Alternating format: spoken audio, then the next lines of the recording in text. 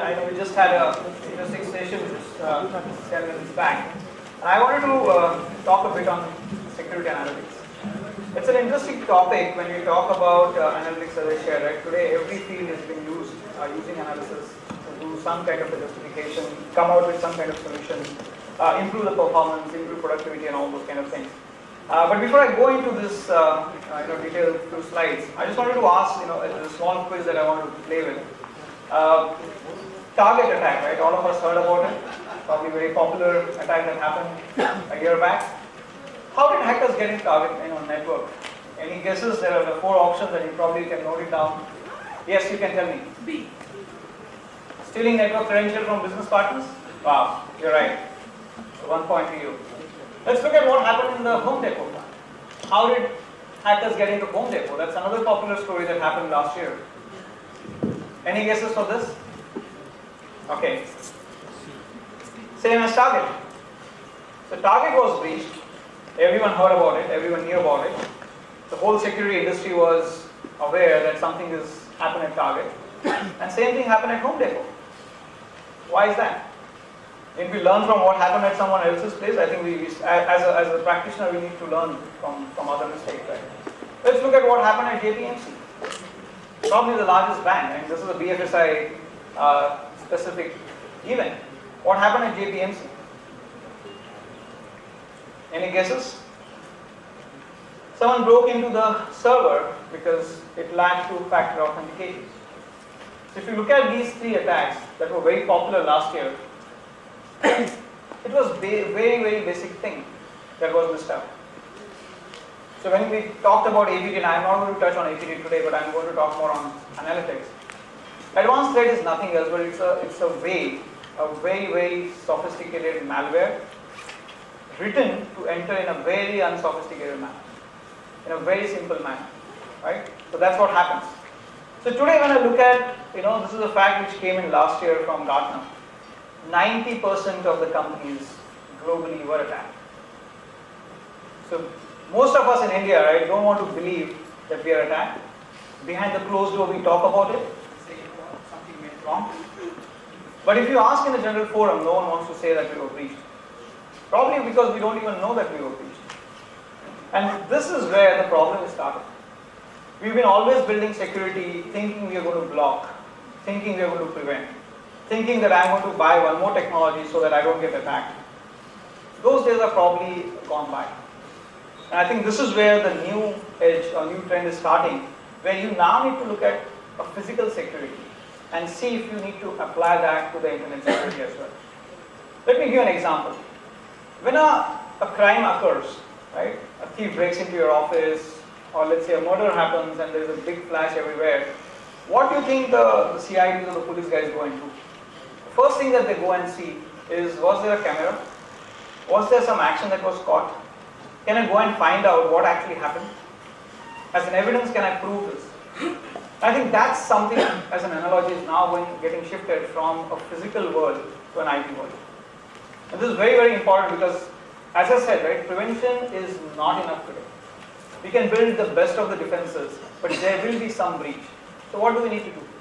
What we need to do is find out when the breach happened. Because if you find out today that the breach happened today morning and able to mitigate it, the damage done is very, very less. Imagine a break-in happens and you're not even aware for a few months, maybe years. The impact is very, very high. In case of Target, just to give you an idea, they passed a PCI compliance in Jan 2014. Okay? It's a very rigid compliance, right? All of us believe that compliance is everything. They passed that, and in February they were attacked. Okay, so it's as important to have a retrospective analysis done. So how analytics can actually help security? I'm not too sure if you can read it from the back, but let me read these questions. Most of the time when you go to the business and a question came in here as to how do we justify an investment into security, your business guys are basically asking you these 5 questions. Who did this to us? Okay? How did they do it? What systems and data were affected? Can we be sure that this breach is over? And can it happen again to us?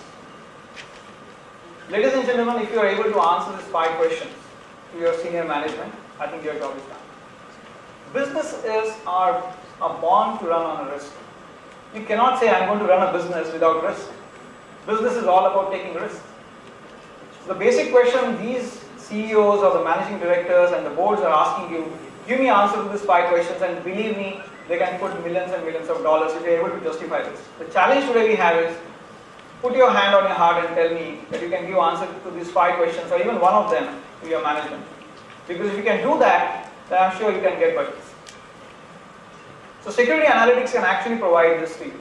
Now again, it's probably a bit brighter here, and I don't know, you can see the slide. But what we try to achieve here is, we are trying to put a camera on your network. We want to capture any person, anything that's coming in and leaving your organization. Because here is how a physical crime actually occurs. No thief breaks into your house or breaks into your office and just decides that I want to pick this 20 laptops and run away. He has probably come to your office a few times to see where those laptops are. He's visited your house, he's found which is the place where you keep your valuables. He knows, because he is not having huge amount of time to break in. His intention is get in, break in, take the valuables and move out as soon as possible before he's getting caught. And if you're able to get these details, right, by putting a camera, you do 2 things.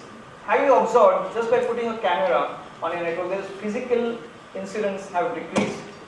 Because there's a fear, right? Oh, someone's going to watch me, someone's going to catch me.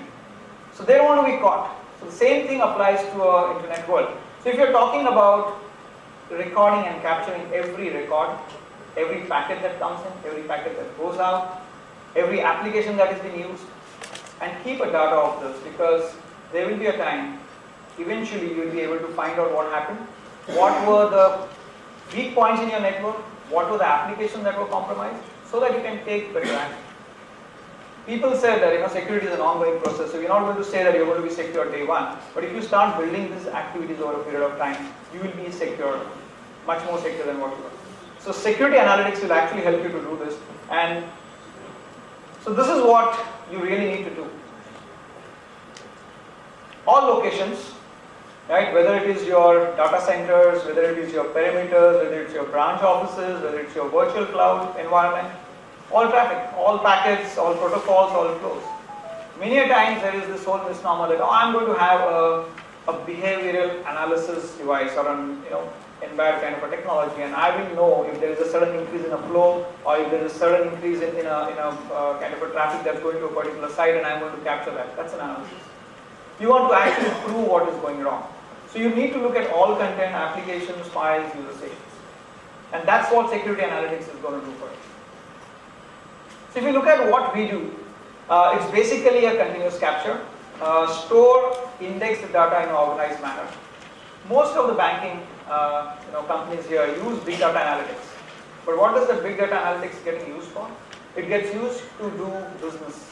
It basically helps, like Agnolo said, right? We are going to look at fraud, various kinds of fraud. This is coming from various places. We collate it, and then we start taking some actions on this. This is exactly what analytics is going to help you do. So we are going to look at all the data that's coming in, going out. We are going to continuously capture that. Then we are going to prioritize it. Then we are going to say, hey, this is what is important for you to look at. There is some kind of a fire, there is some kind of a smoke coming up. Please look at this immediately. More importantly, you will be able to replay. For example, what actually happened? Amrish went to Singapore, got connected to internet from his hotel in Singapore, browsed particular sites, bought a malware, came into the network, plugged it into your network, and the malware started spreading. The malware not only went out, so you talk about the north-south direction flow. We also need to look at the east-west kind of a flow that happens. So this is where you'll be able to replay and actually have a session saying that, okay, when did Amrish go out, what did he do, what site he went to, what was the thing that he downloaded, and how did it spread in my network? So that you are able to catch it, lock it, so that it doesn't happen next time. And I think that's exactly where the things are now moving. It's a continuous monitoring, an analytical processing that allows security and threat analysis decisions to identify, prioritize, and fix critical security events and such. So this is what a life cycle defense, and probably the last slide for me to take you. There's a lot more that we can talk about analytics as such. It's an important slide.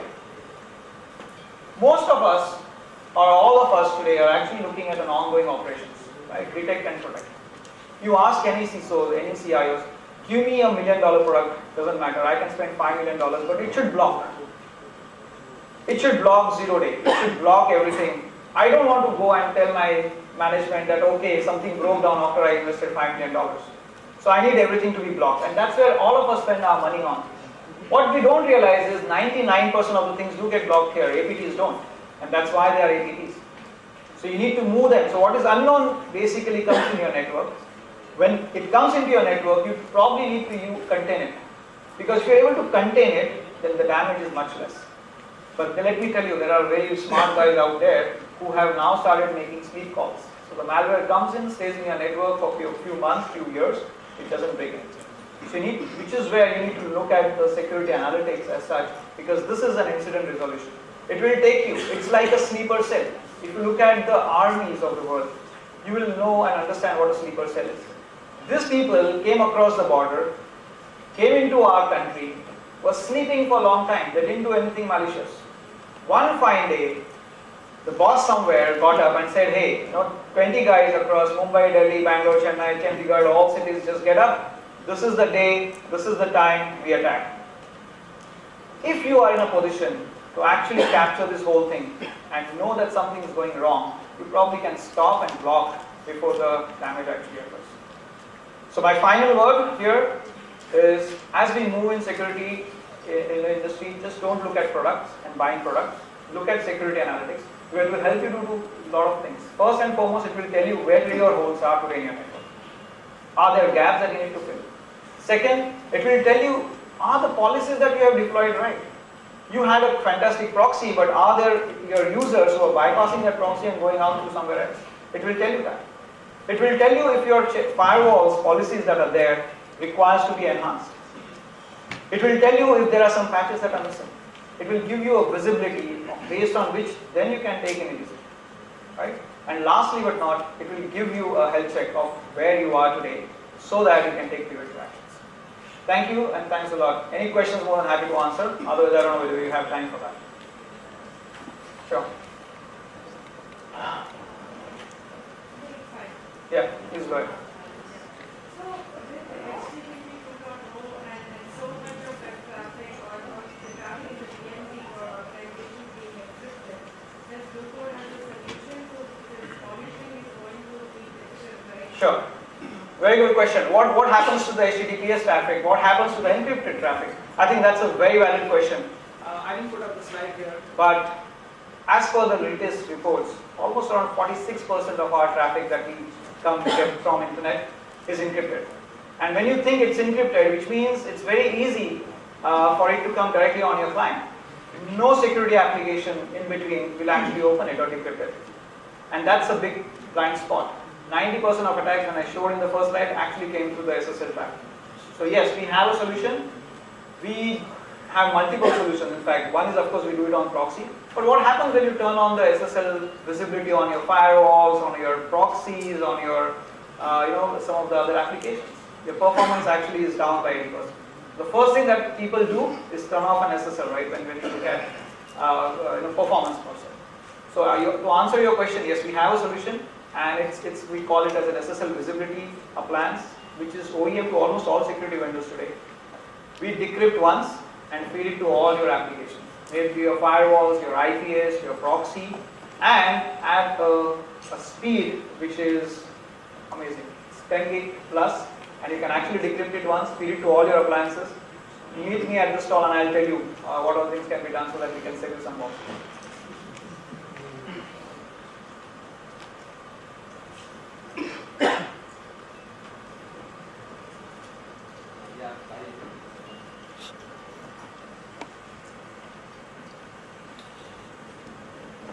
From the presentation that you have given, what turns out to be is that BFSI segment should turn out to be an investigation agency, right?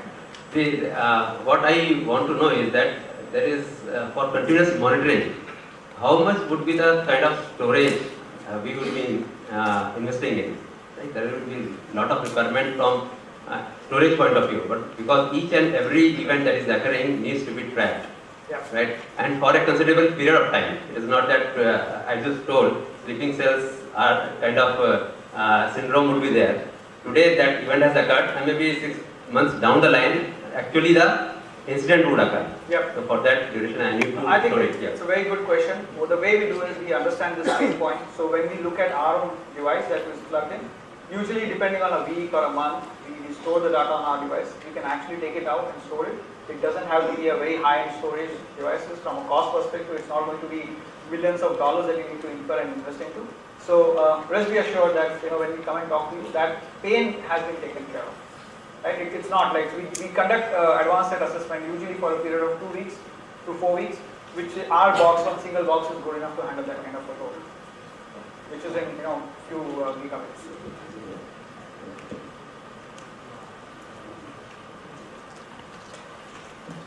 Session you have told us like we do not have any detective mechanism for APT point of view, right? But as an investment banker point of view, this is one of the very serious area. So what are the preventive control we can implement? See, again I said, right, just like you said, right, if you look at the compliance basically will tell you, you pick a thing from here and keep it here. And if you do it 100 times and if you do it 1,000 times the same way, compliance says you are compliant. Right? So usually what happens is, everyone that we meet up asks us, is there a preventive measure? Is there a way that I can block this kind of thing? 99% of the time, yes. All the technologies that you would have invested into will do that. But again, understand, when you look at a Target, and I'll give you an analogy of Target, right? Target cost just the credit card, when they lost the 40 million credit card data, you know what the credit card companies actually charge Target? $10 per card lost or card information lost. 40 million into $10, so 400 million was the cost that Target had to pay to the credit card companies. Forget the claims that the customers had. Now the question is, how do you do this prevention? You know what JPMC's budget is for security? $250 million annually. Most of us probably would not even have that kind of a revenue per se. Even then they were breached. So the whole logic of having a prevention, that's exactly what I said. You need to be preventive, you need to have this technology, but today we are gone. You can't say the fire is just not going to break. So if you be prepared that if your fire is going to come out someday, your preparation should be able to mitigate it faster so that you realize. Okay? Thanks.